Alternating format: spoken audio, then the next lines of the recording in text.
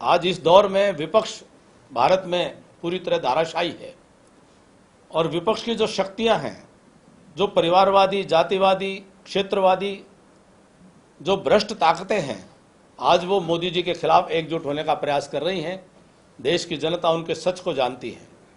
वहीं प्रदेश में भी आज मनोहर लाल जी के नेतृत्व में जो सरकार श्रेष्ठ कार्य कर रही है, उस सरकार के खिलाफ विपक्ष ये स्वीकार कर रहा है कि वो अकेले भाजपा का मुकाबला करने में सक्षम नहीं है।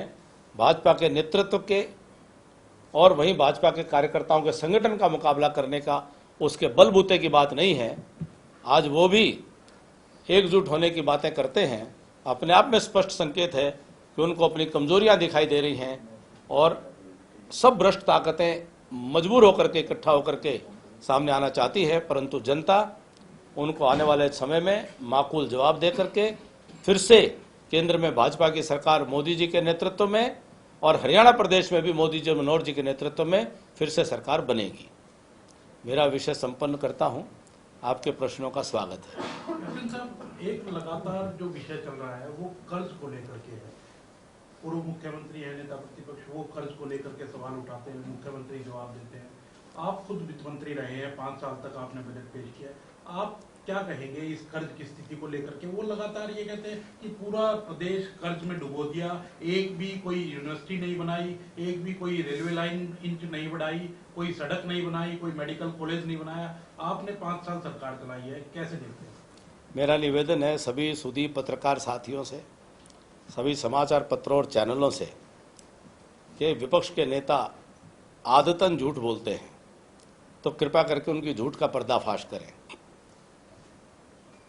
विधानसभा के पटल पर माननीय मुख्यमंत्री जी ने बार बार हर एक विषय पर, जो कि लोकतंत्र का मंदिर है, मुख्यमंत्री जी का कर्तव्य है कि फैक्ट्स को सामने रखें। विपक्ष का कर्तव्य और अधिकार है कि वो इन फैक्ट्स में अगर कमी है तो उसको उजागर करके उस पर चर्चा करें। पिछले 9 वर्षों में हरियाणा प्रदेश में विपक्ष ने कोई सकारात्मक भूमिका नहीं निभाई। अपनी विपक्ष की जो जिम्मेदारी होती है, एक भी मुद्दा विपक्ष को राजनीतिक मुद्दा हरियाणा में खड़ा नहीं कर पाया। एक भी गंभीर मुद्दा कोई भूपेंद्र सिंह हुड्डा हो या दूसरे विपक्षी नेता हो, वह कोई सरकार के सामने खड़ा नहीं कर पाए। और केवल मात्र यह उनके अध्ययन की कमी है या हरियाणा में कोई सरकार के खिलाफ मुद्दा ही नहीं है कि जिसके कारण से वो अनर्गल कर्ज के विषय के ऊपर बयानबाजी करते हैं, जिस पर वो स्वयं जानते हैं कि हरियाणा प्रदेश एक अच्छे वित्तीय स्थिति में है, अच्छे अर्थ प्रबंधन में है, या वो उनकी जानकारी नहीं है। लेकिन अगर वो जानकारी प्राप्त भी करना चाहते हैं तो विधानसभा में चर्चा करें और अपनी बातें रखें और सरकार को बाध्य करें कि वो सही बात सामने लाएं। मैं जिम्मेदारी से कहता हूं, हरियाणा प्रदेश की वित्त प्रबंधन की स्थिति मनोहर लाल जी के नेतृत्व में बहुत अच्छी है। कोरोना के और किसान आंदोलन के कुप्रभाव के बाद भी हरियाणा प्रदेश मजबूती से अपनी वित्तीय स्थिति को और सुधारने में लगा हुआ है। क्या कैप्टन साहब जवाब नहीं आया? क्योंकि वो जो दावे करते हैं, कोई यूनिवर्सिटी बनाई है मनोहर सरकार ने, कोई मेडिकल कॉलेज, कोई सड़क, कोई इस तरह से रेलवे लाइन की कोई इंच बढ़ाई हो, उनको स्वयं में देखना चाहिए। इसलिए मैंने कहा आप लोग उनके झूठ का पर्दाफाश करें, क्योंकि आपने भी देखा है कि किस प्रकार से नई यूनिवर्सिटी, गुरुगांव यूनिवर्सिटी किसने बनाई है। जो बंसीलाल यूनिवर्सिटी के नाम पर घोषणा की थी, कॉलेज में चल रही थी, उसको यूनिवर्सिटी का रूप दिया गया है। जींद यूनिवर्सिटी स्वयं के उन्होंने अपने पिताजी के नाम पर बनाई थी, वो एक कॉलेज से भी छोटी बिल्डिंग थी। सैकड़ों करोड़ों रुपए लगाकर के उस यूनिवर्सिटी को वास्तव में एक विश्वविद्यालय का जो स्तर होना चाहिए वहां तक ले जाने का काम किया है। मेडिकल कॉलेज जींद के अंदर बन करके तैयार हो रहा है। कल्पना चावला मेडिकल कॉलेज की वो घोषणा करके गए थे, उसको पूरा करके और उसको विस्तार दिया गया है। एक एम्स के नाम पर एक डिस्पेंसरी बाड़सा के अंदर बनाई थी, उसको पूरा, न केवल एम्स, एक बहुत बड़ा, देश का सबसे बड़ा अस्पताल वह यहां बनाया जा रहा है झज्जर के अंदर। और कितने ही और मेडिकल कॉलेज और नई यूनिवर्सिटीज, विश्वकर्मा स्किल यूनिवर्सिटी किस केस में बनी उनको दिखाई नहीं देती है।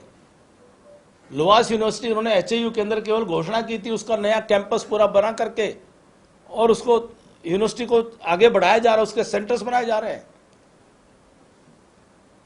जो अनेकों हर जिले के अंदर मेडिकल कॉलेज की आज योजना पर मेडिकल कॉलेज की योजना साकार हो रही है, मेडिकल कॉलेज की सीटें बढ़ रही हैं। जहां तक रेलवे लाइन की बात है, वो तो आज उन बयान देते हैं कि हम तो रोहतक में मेट्रो ले आते, 10 साल आपकी सरकार थी, बहादुरगढ़ से आगे बढ़ नहीं पाए। और जो रोहतक की जो हांसी तक की रेलवे लाइन थी, उसके ऊपर भी काम हमारी सरकार ने आकर के किया, उसकी कंपनसेशन भी हमारी सरकार के समय में आकर के दिया गया था 2014 के बाद से। वो अपने समय के जो उनके समय में किसानों को जो मुआवजे की घोषणा की थी फसल के नुकसान की, उन्होंने 7,500 रुपए के दर से अधिकतम मुआवजा कभी दिया था प्रति एकड़।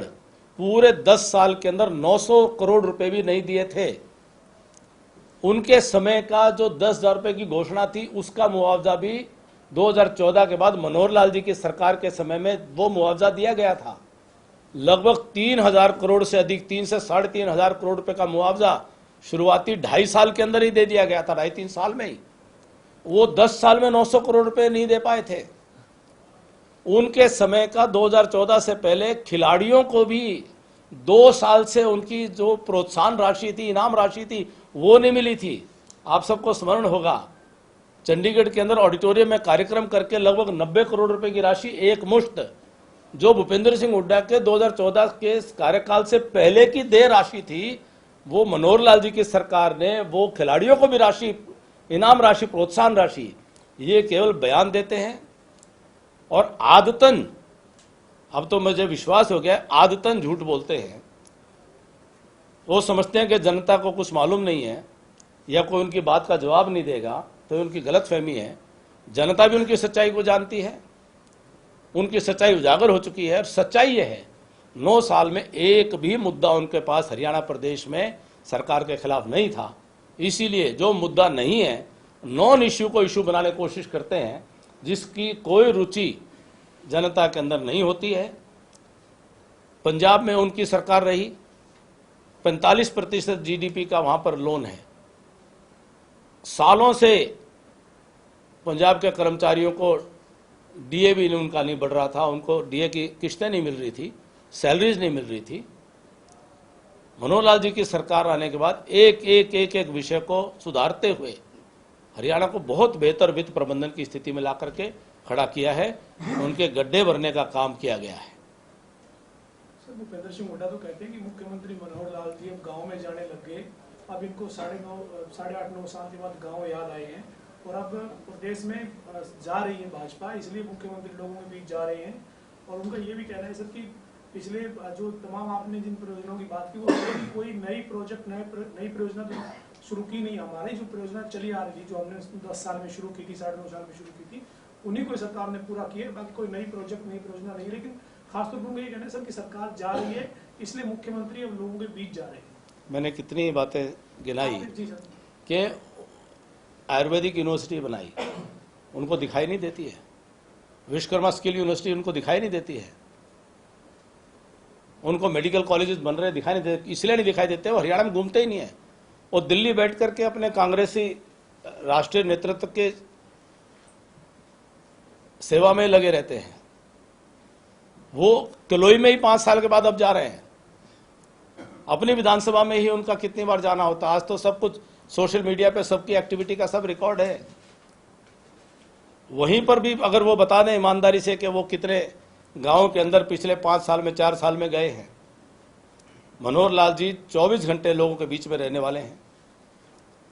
24 घंटे हरियाणा प्रदेश की जनता को समर्पित होकर के काम करते हैं। उनके समय में केवल CLU घोटाले के अलावा उन्होंने हरियाणा प्रदेश को दिया क्या था? कैप्टन साहब, गठबंधन को लेकर के लगातार सवाल उठते हैं कि जननायक जनता पार्टी और भारतीय जनता पार्टी का, आप किस तरह देखते हैं इस गठबंधन को और क्या ये कायम रहेगा? गठबंधन मजबूत है और गठबंधन इस विधानसभा के चुनाव के उपरांत उपजी हुई परिस्थितियों से गठबंधन किया गया। हरियाणा प्रदेश में सबसे बड़ा दल मनोहर लाल जी के नेतृत्व में भारतीय जनता पार्टी बनी।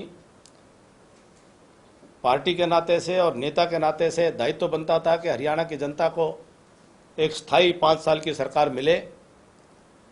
उस नाते से विधानसभा में बहुमत साबित करने के लिए ये गठबंधन किया और एक स्थायी सरकार देने के लिए गठबंधन की चलाया जा रहा है।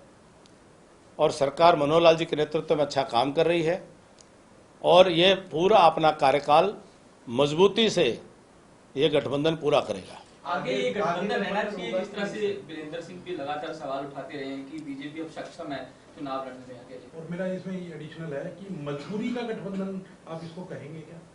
देखिए, स्वाभाविक है, विधानसभा में हम लोग आमने सामने अलग अलग चुनाव लड़े और 2019 के विधानसभा चुनाव में भाजपा को स्पष्ट बहुमत मिलता तो ये परिस्थितियां नहीं बनती। तो हरियाणा की जनता के हित में विवशता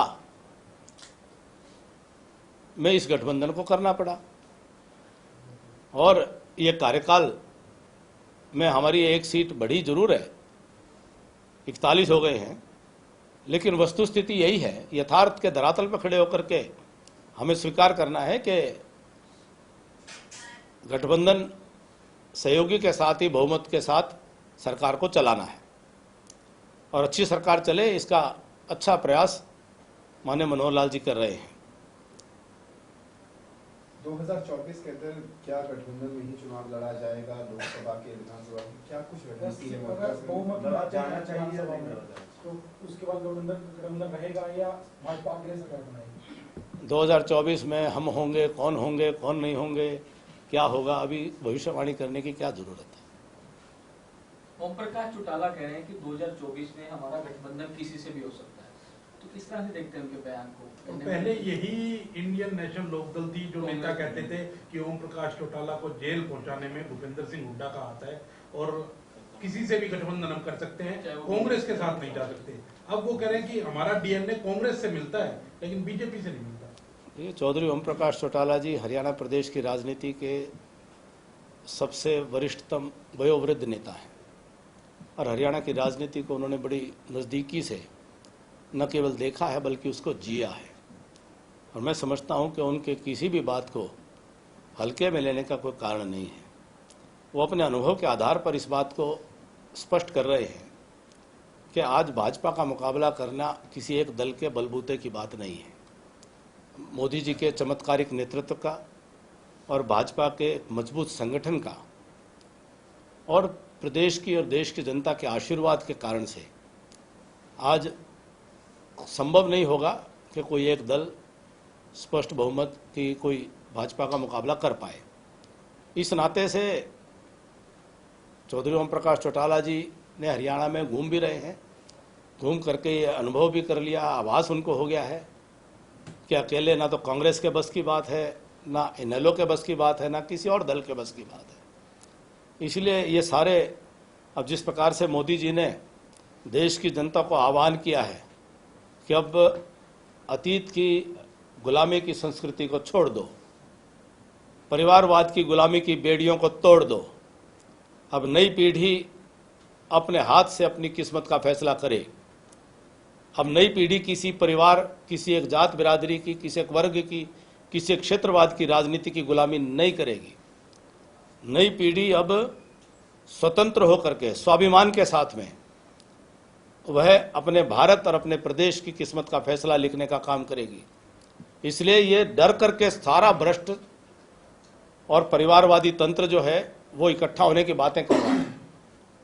चौधरी भूपेंद्र सिंह हुड्डा साहब का भी बयान सुन रहा था कि चौधरी देवीलाल कांग्रेस में थे, अब वो सब एक दूसरे के प्रति उनका मोह जग रहा है। ये साफ संकेत करता है कि अपनी कमजोरियों को जान करके अपनी मजबूरियों को स्वीकार कर रहे हैं। आज कांग्रेस भी संविधान बचाओ रैली सोनीपत में कर रही है, डॉक्टर भीमराव अम्बेडकर की जयंती है, उसके ऊपर कांग्रेस को आज के दिन एक बात जरूर करनी चाहिए, स्वर्गीय डॉक्टर बाबा साहब भीमराव अम्बेडकर जी से माफी जरूर मांगनी चाहिए। अगर कांग्रेस पार्टी देश के इतिहास में अपने काले अध्याय उनके ऊपर कुछ पश्चाताप करना चाहती है तो उनको उन परिस्थितियों के लिए माफ़ी मांगनी चाहिए जिनके कारण से बाबा साहब अंबेडकर जी को कांग्रेस पार्टी को छोड़ना पड़ा था। कांग्रेस पार्टी को देश के संविधान निर्माता के जन्मदिन के दिन उन बातों के लिए माफ़ी मांगनी चाहिए कि उन्होंने चुनी हुई सरकारों को कितनी बार असंवैधानिक तरीके से बर्खास्त करने का काम किया था। कांग्रेस पार्टी को आज संविधान निर्माता के जन्मदिन के दिन देश में अकारण केवल राजनीतिक एक परिवार के स्वार्थ के हेतु इमरजेंसी लगाने का जो पाप किया था, उस बात के लिए माफी मांगनी चाहिए। कांग्रेस को देश की राजनीति के अंदर जम्मू कश्मीर भारत के संविधान में अनुच्छेद 370 जबरदस्ती एक्सटेंशन करते चले जाना